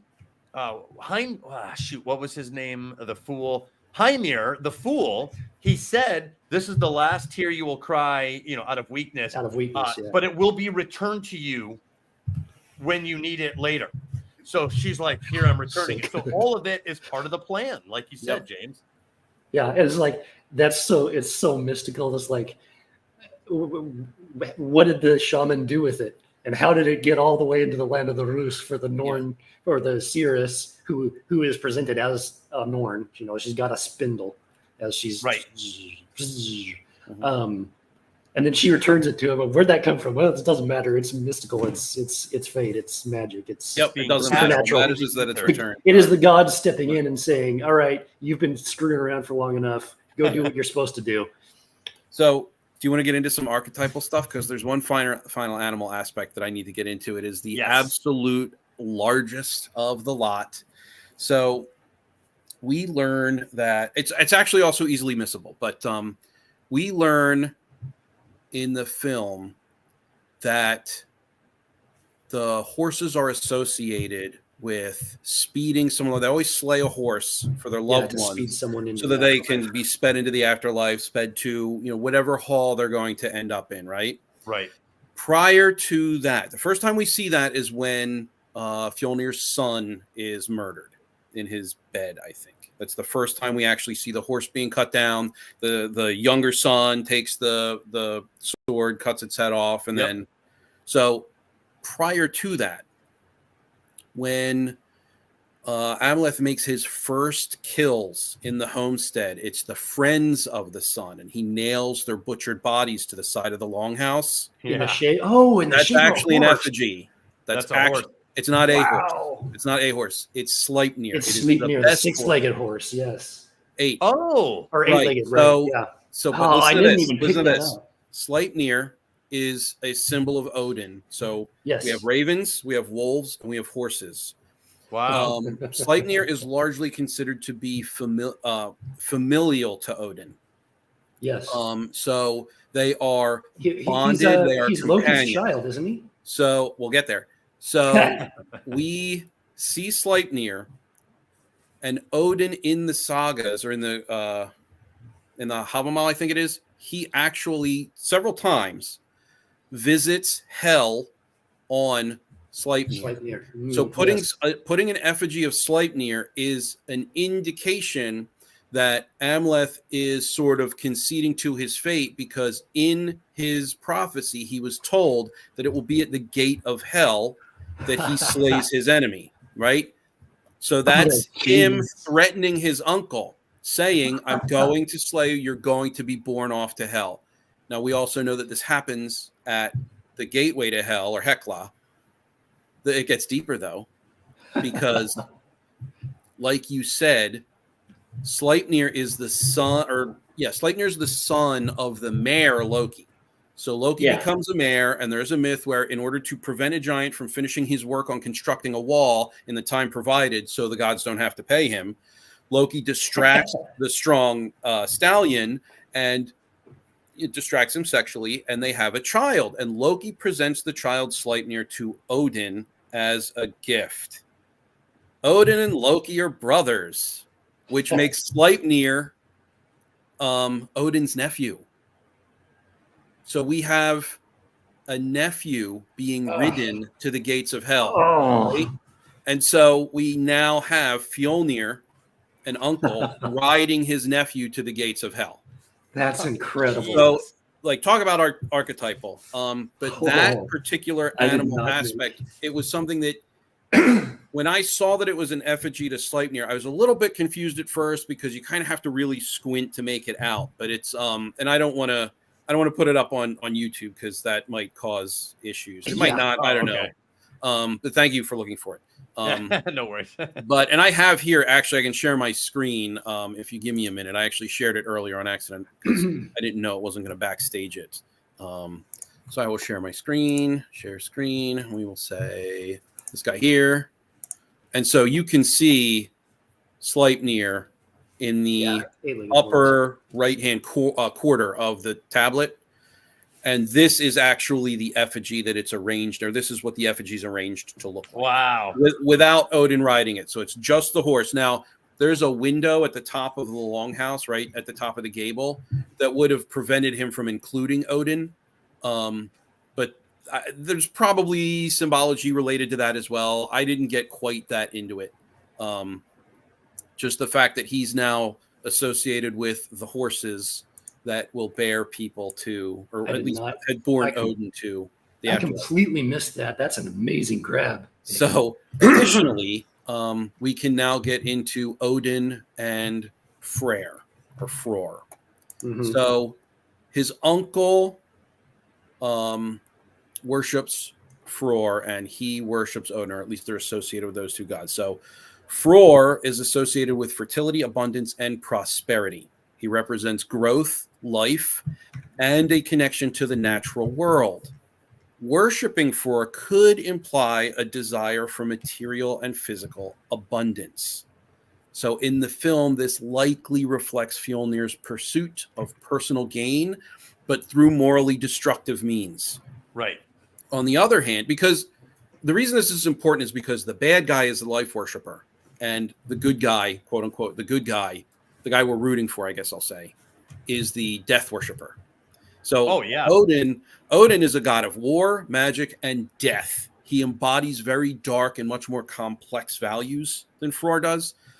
His domains include sacrifice, wisdom, and the harsh realities of fate and conflict.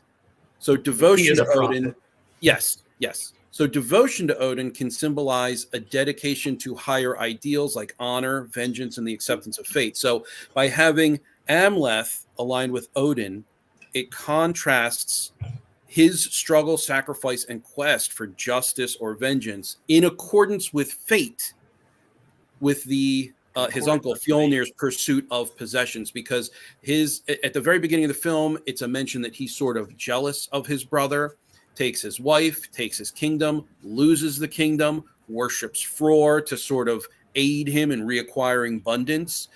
So Fjolnir, through all of this, is communicated to fear death, and which is the ultimate fate of mankind. So that's why I say that it's about fate versus desire, but specifically the resignation to fate and the acceptance of it versus the fear of death to accumulate material wealth. That's actually really interesting, James, because Fjolnir, you're right. He's a little bit more active in trying to circumvent fate. He's trying to control his destiny a little bit more.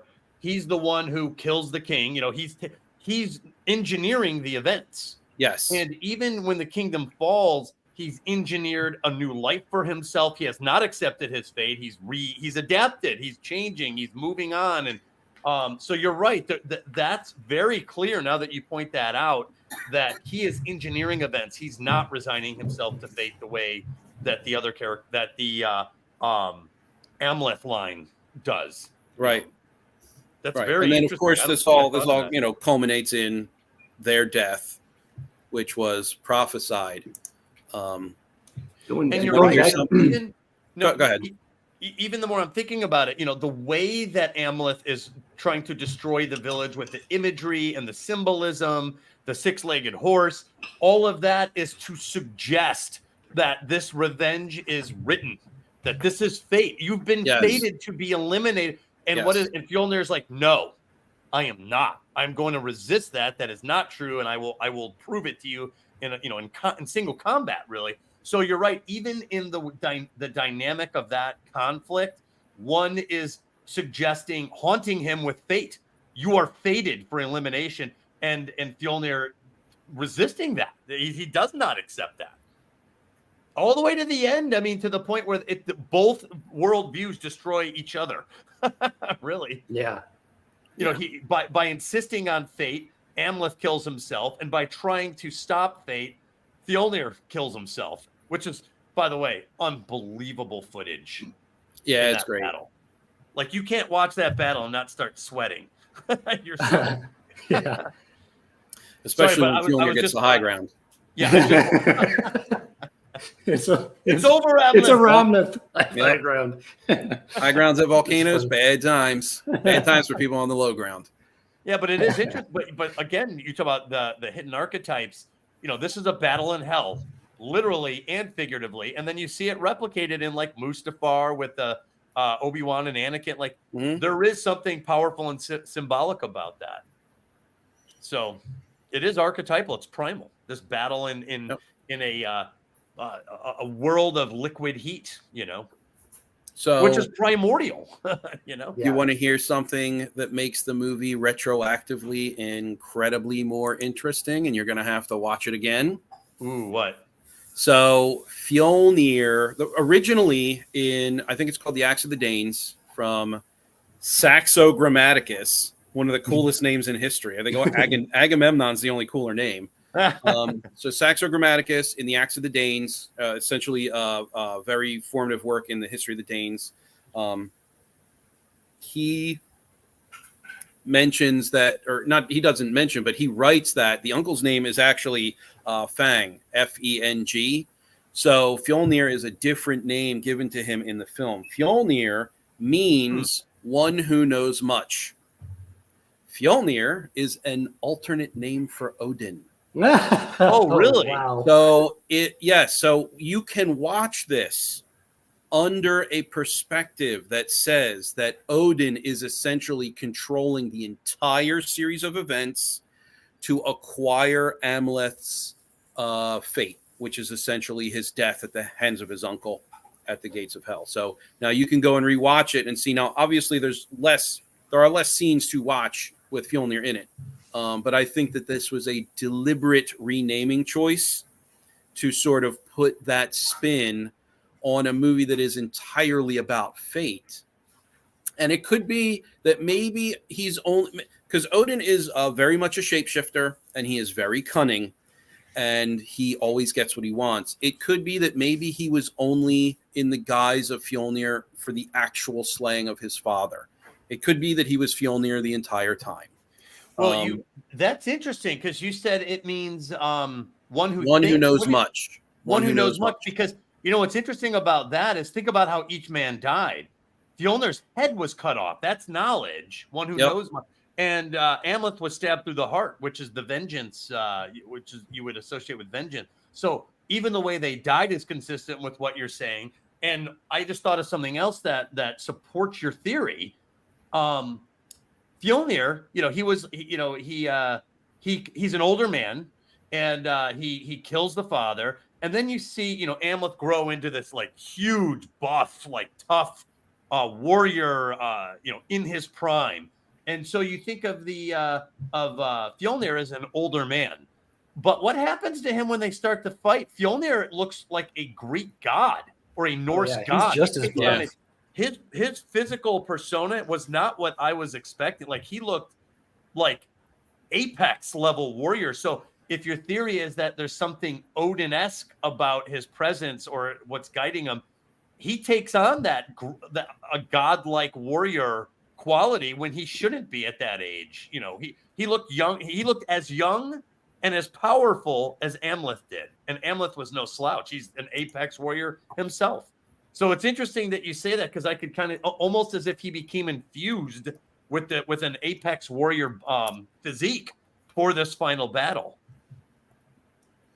Sorry, I agree. Yeah. And then I'm also looking for the name of his first son because it's his name is a Thor analog. Yeah, which would also indicate that he is Odin because Thor is Odin's son. Yes. Yeah. So there are a whole bunch of tip-offs to people who are to people who have read into the culture, people who live the culture to this day in Iceland or in Denmark.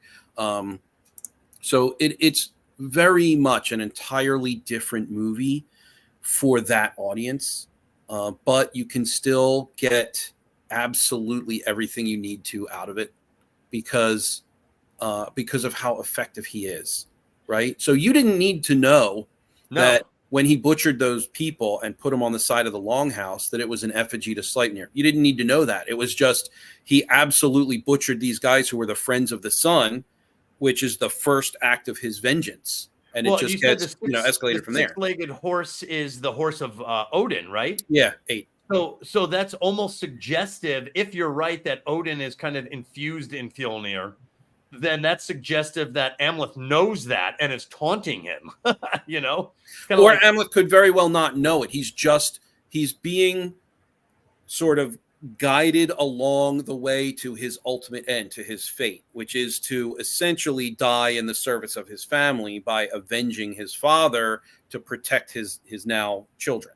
Yeah, the implication is this is all happening so that Olga will end up going out to Orkney and establishing a dynasty, right? Right, and and James, that supports your theory. I had the daughter, which is interesting.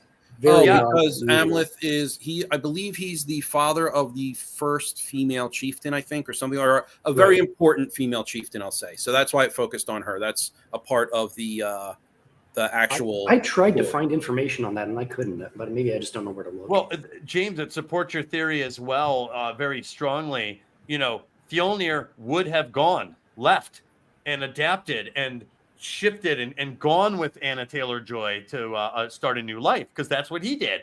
And what does Amleth do?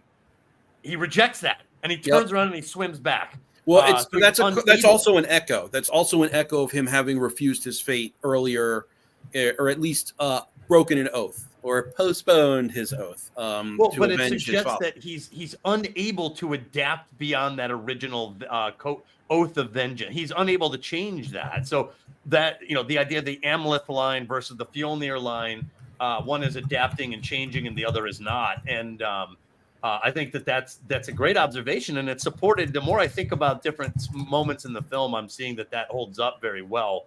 And also, I just got to bring it up, Sable, because you mentioned something about the archetypal imagery. How about the camera view of the Tree of Life, where you see the ancient ancestors? They get younger and younger and younger, and it focuses. And dead center, you're right, in terms of a shot, the heart beating. Oh, which is what kills him. He's stabbed through the heart. Those are some of my favorite images. The mythological images, I think, are some of my favorite images of the film. The tree is made out of arteries.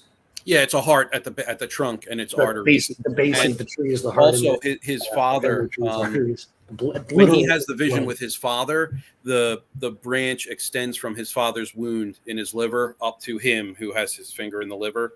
Yeah. So it's very much sort of, they hang by the tree by which killed them.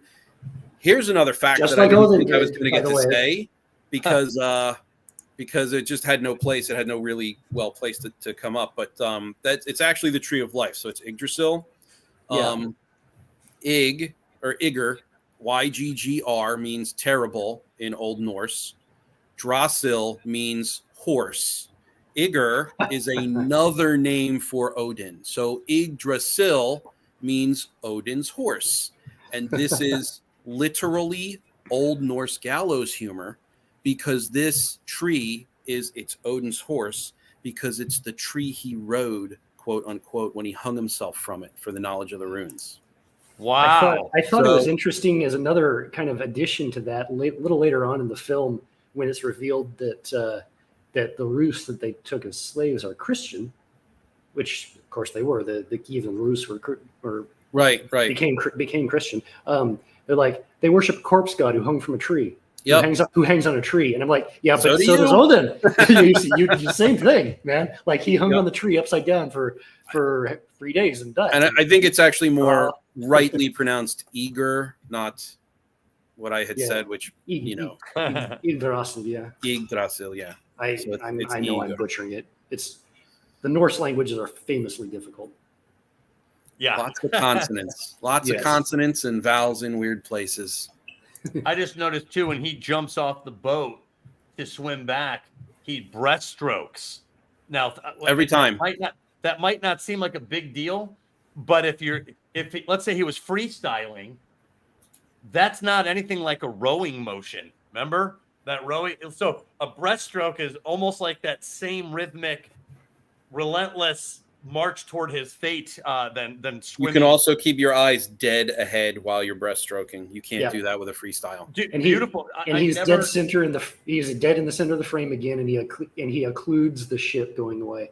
Yeah, I just watched it and I was like, oh my god, that's simulating him rowing the boat. That rhythmic, relentless march toward his fate. Like you said, with his eyes straight forward, like looking right at you. Yep. It's really good. Really fantastic movie. There's all sorts of. There's so much. There really is. Well, you guys are bringing up some incredible angles and insights on this, because by listening to you guys talk, I can't watch this the same way again. I'll see it from a totally different couple levels. Yeah, same here. I've been blown away by some of this stuff. I'd be really interested what you know about the shot at 35 seconds or 35 minutes in, James. Sure. Let me try to get it for you. 35 what? 35:03 or 35, I'm sure, just dead on right at 35 minutes. Because this is very interesting too. This is where he finds out where his uncle has gone, where Fjolnir has gone, what happened to him.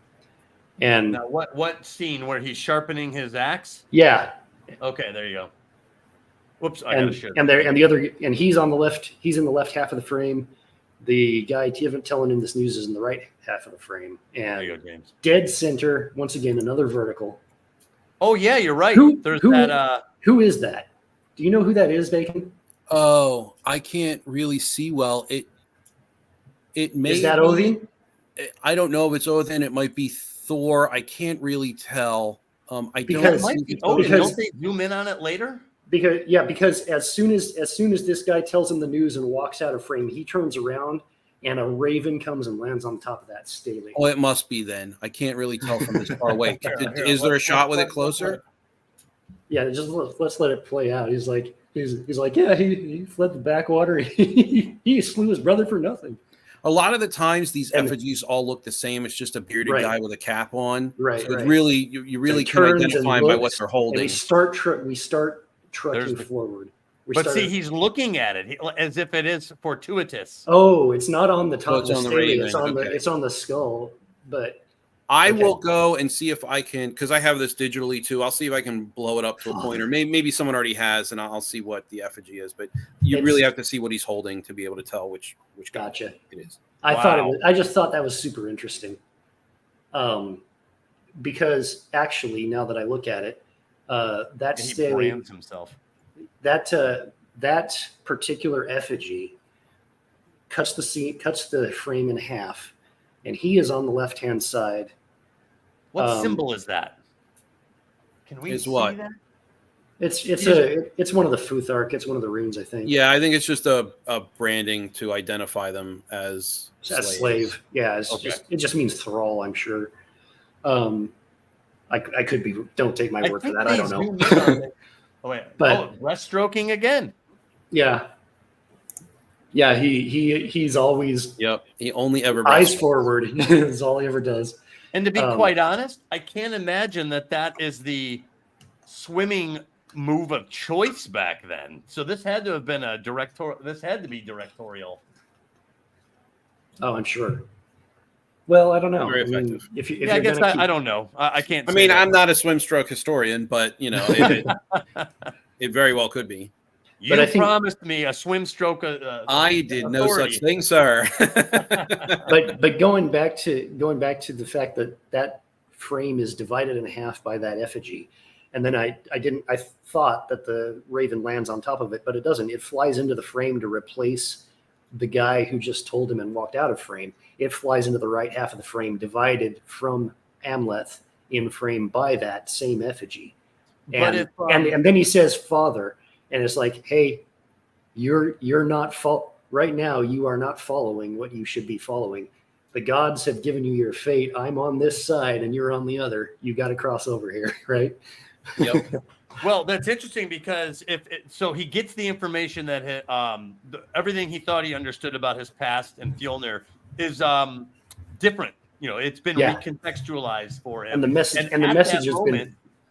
has been brought to him by his father, the War Raven. So this message was brought to him, and if Bacon's theory about Odin is correct, well, that scene supports that too, because the Raven enters at that moment. And he looks at him, and you can see Amleth. I mean, it's his expressions are very amazing because it's almost like a child's accepting, almost like a childish acceptance of fate. He's gazing out at this thing almost like with a little bit of is it fear? What expression was that? Horror? No, I don't think he's fearful at all in the entire film, and I think. Well, then okay. So what expression do you think that is? Because I think it's horror. I think it's horror. He realizes that he is how badly he's departed from his path at this moment, I believe. Yeah, it's sadness. There's a sadness to it. There's a sadness. I think it also might just be understanding that because at this point he's left the village, he's already been visited by the CRS. He sort of knows the path that he has to set down, and he immediately just goes, well, okay, and that's the path that he sets down. It's from the moment he is met by the CRS and given the last tear he would shed in grief, I think it was. Yes. Then he immediately starts going, okay, well, I have to find my uncle. Where's my uncle? These people are destined to go to Fjolnir. Where? How do I get there? What boat do I have to get on? What do I have to do? And I think it's just a sort of understanding Yeah, but these are I am very I'm very convinced of the idea that he never ever shows fear in the entire film. Right, and it wasn't fear. You're right, but I was trying to figure out what expression that was, and it is sadness, or sorrow. You know, there's something childish there, and I think it's this sadness, because you don't see him look like that at any other time except when this fate is calling him. There's when he's staring at that screen, there's that a sorrowful memory there, and that's that woundedness, I think. Wounded is a good. Yeah, that's probably a better description. I would agree. That's a good word. A wounded expression, sure. All right. Well, I think we've talked about this to exhaustion. I didn't mean to interrupt. If you were going to make a final point, go for it. Whoever that was, I think it was Sable. No, I was just going to say that it supports your Odin theory. Odin, it was symbolized by the raven. Comes in to nudge him along here, so that it holds up. Yeah, Odin is present the entire time, and sometimes in ways, sort of shape-shifty ways that you might not expect, especially under the guise of his own uncle. Right. If that is a way that you want to take it. Now, movie reviews, movie interpretations, everything is subjective. That's very well understood. But my personal interpretation, with Fjolnir being an epithet for Odin, I think that it is very characteristic of the film and the way that it was made and the messages that it sends, the theming. I think that it's very, very prescient. That's awesome. We have 3 minutes to the hour, and you said you had a hard out, so I don't want to keep on going to keep you and make you late. So I think we're going to end here. If there's more to say on the film, I'm happy to do it. We have other films to get to that neither of you had agreed to, but you do it anyway. Which one? I might have. There's the last duel. There's the last duel. I also want to do the Green Knight. Sable Phoenix suggested Pirates of the Caribbean, and I initially was like, well, that's been done to death, but I'm not immovable on that. So if we're going to do a swashbuckler, I'd rather do Zorro, actually. But I also like Big Trouble in Little China. The last duel I like, and the Green Knight actually is pretty. Sable, have you seen the Green Knight? I have not. Oh, I was going to say you would probably love it. Well, I'll tell you what, I haven't asked Heath about that one yet. So let me actually ask him to make sure he's either not going to cover it, or at least I can get his blessing to cover it. And if that is the case, let's just chalk that up for next Sunday if you both have the time. Okay, yeah, I'll have to rewatch. But yeah, the Green Knight is. I'm not saying that it's as good as the Northman, but it's in that vein of storytelling, I would say, that I think you would like. Yes, it's a slow, methodical deliberateness that is, I think, will pair well with the Northman being on the previous week. Yeah, agreed.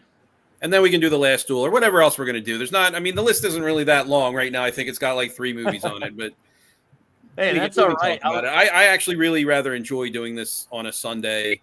I think that it's great for a little bit of a change to what I normally talk about. It's kind of like a nightcap for the week. Yeah. It's like, hey, we talk about all this RPG bull crap. Let's talk about movies now. And I'm very comfortable with movies. You know that. So it's. And I'll just say that the soundtrack to The Northman is awesome. Oh, it's so good. It's very good.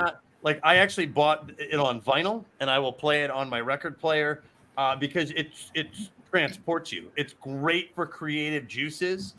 And by the way, Sable, it opens with that horn sound. So you are immediately out of the real world and into your creative psyche. And so the Northman's soundtrack is something special. It is. I'll see if I can get a hold of it. I don't have a record player, but probably. Well, even just MPEGs. I mean, it's just a good one. It's so authentically not modern music that it works for the creative part of your mind. Beautiful. If you want some like Viking chant, I can recommend like 2 or 3 fantastic bands. Wardruna?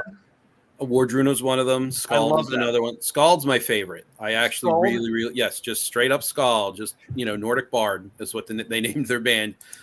They have some excellent chant type music. It's set to. Fawn is also excellent. I love Fawn. Love they're Fawn. Germanic. Yep. I love Fawn's great. Fluga is that's Skald, but there's a Fawn song I'm thinking of that I can't think of the name of, but love them. There's some amazing Fawn songs. Yeah. So Yeah. Oh yeah. but see, my creative process has become very dependent on music. It's just the way it's grown into. So I need music that doesn't sound like, the Avengers or something, Yeah. like, Sure. it has to be alien to my mind and so that it can take me away. And those are some great ones. And the Northman is very much in that vein. So I think, James, it sounds like you would really like it. I sure would. So I'm probably gonna try to pick it up. But I'm gonna link you guys in Discord a couple of tracks from Scald. But I think now is the time to go ahead and sign off. So I don't want to make you. Do you have a heart out too, Bacon? Yeah. I'm actually gonna go ahead and get going. There's some things I got to wrap up before. And Sable, if you wanted, and I don't know when or where, but you should try to take screenshots of all the stuff you're talking about and think about a presentation. You're probably right. I mean, as long as it's not like hyper bloody or like nudity, I'm totally fine with just letting it run for a couple seconds because it's fair use. Like there's no sound and we're talking over top of it. So there should be literally no issue. We're providing a review. We're providing our opinions. It's transformative. So I don't really have an issue with that. There was one other shot, especially it was 52 minutes in. It's the shot where he's on top of the longhouse looking down at the fox. And it's one of the only shots in the film where nothing is on thirds. Nothing at all. It's all in quarters. It's really interesting. And it's right before he goes to where he follows where the fox is calling him to follow to the medicine man's place. So the ghost speaker. Witch, I think it's. Yeah, the he witch. That's it. There it is. It's which is unusual, but it's also another aspect of Odin.